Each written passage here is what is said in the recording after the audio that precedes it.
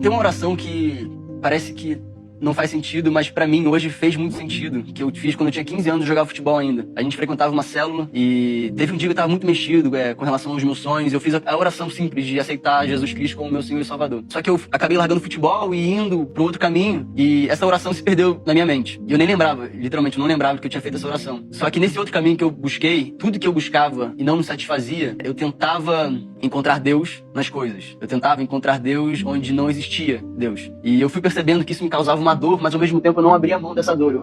Eu gostava de permanecer nessa dor. Eu lembro que durante o meu processo, eu lembro que a minha mãe me olhava no olho e ela falava: filho, eu não te reconheço. E não me afetava em nada. Eu ficava olhando pra ela como se estivesse vazio mesmo, de tudo que ela tinha me passado, todo o amor que ela tinha depositado em mim. O meu irmão também. Eu tinha passado por um momento com ele de talvez um ano que a gente não se olhava. Hoje eu consigo perceber que talvez eu estivesse entrando num estado de depressão.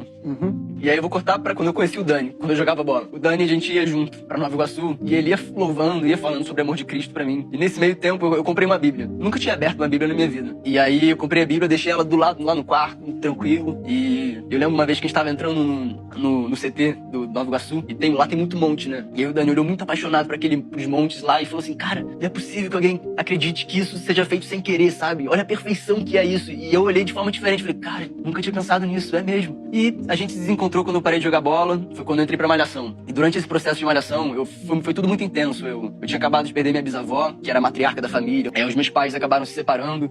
O Joaquim veio e eu me vi completamente perdido. Por fora eu tava super forte e por dentro eu tava um caco. Eu não sabia o que era. Eu tive 2 dias de férias. E nesses 2 dias eu acabei indo pra Itamonte, que é Serra Mineira, onde o pai do meu irmão, ele tem uma casa lá. E por trás da casa corre um riacho. E eu levei a Bíblia. Assim que eu cheguei na casa, a primeira coisa que eu fiz foi eu peguei a Bíblia, botei a Bíblia dentro do casaco assim e fui subindo o riacho, sozinho. E encontrei meio que uma piscina natural. Eu abri a Bíblia no meio, em Provérbios. Não sabia o que era Provérbios, abri, eu fiquei pelado e me joguei pra trás. E aí quando eu voltei muito preenchido de algo que eu nunca tinha sentido na minha vida. Mas eu olhava pra todas as pessoas e eu sentia muito amor e ao mesmo tempo eu sentia um perdão muito profundo em mim e um perdão para algumas pessoas. E eu não sabia lidar com aquilo naquele momento, não fazia ideia. E eu vinha do ano antecedente a minha conversão de muitos vícios, carnais mesmo, tanto de traição quanto de bebida, cigarro, maconha. Eu tava muito viciado, minha carne tava falando muito alto. E depois desse primeiro encontro, eu fui tentar, eu busquei a mesma coisa que eu tava fazendo, porque eu não sabia o que estava acontecendo comigo. E eu comecei a perceber um nojo dentro de mim, que era um afastamento de tudo que me fazia mal. E foi sem esforço, porque eu não fazia ideia do que era a palavra, do que era o sacrifício de Jesus. Eu não fazia ideia. Então foi literalmente espiritual mesmo. Ele começou a me afastar de tudo que me fazia mal. E